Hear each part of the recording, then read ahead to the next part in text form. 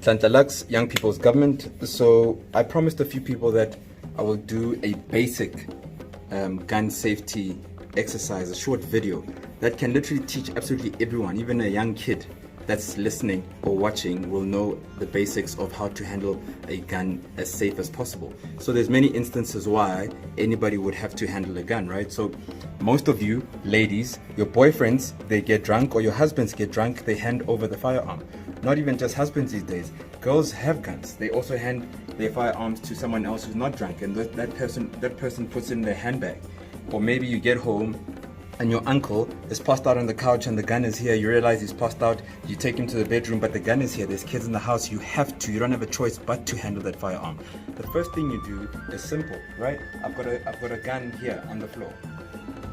You always assume, my thing is, you always assume that this gun has a bullet in the chamber, meaning it's one up, right? Always assume. And how you do it is, you always make sure that when you pick up the gun, it's pointing down, and your finger is never on the trigger. It's pointing down, and the first thing you do is, if you come this side, you will see that there's this button that you press to release the cartridge. So you release the cartridge, and what you want to also do, you want to check that if there's anything in the chamber with your finger away from the trigger. So you can see, yes, you clear the chamber, you can double clear it, dry fire, you can see that it's clear, the gun is safe. You literally take the cartridge back, there's nothing in the chamber, but for safety measures, you continue to hold it down until you put it into a place of safety. And that's the basics of handling a gun. You never point this gun at anybody, absolutely anybody. So someone can give you a gun for whatever reason. Maybe we just got into a car accident, we come from one point to another, and the person with the gun is injured, he's limping, and he's saying, please hold the gun for me, and whatever. And at that moment in time, you're going to have to handle the gun.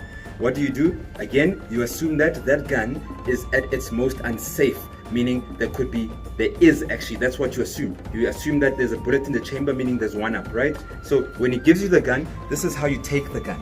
This is the procedure, right? You point it away at everyone.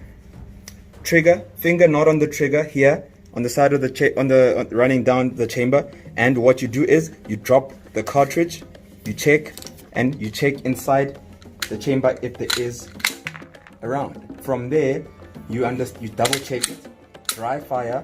You now know that there's nothing in the chamber. Then you can put the gun in a safe position where you know that only you know where the gun is. You always encourage yourself, if you're putting the gun away or handing it over to someone or receiving it from someone, what you do is you always check, you point the gun in the corner of the room, which is the safest place, by the way, or otherwise in an area where there's no one or anything else.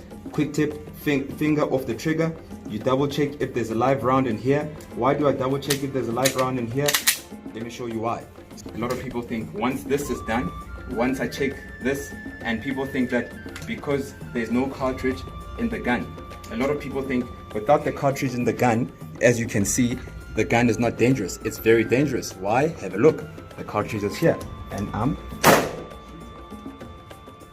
it shows you that people die by mistake because of the lack of going through proper safety procedures of handling a firearm. So that for beginners, we always when you put a gun away, you put the gun on the side and the cartridge on the side, and having checked that there's nothing in the gun, and they both sit like this.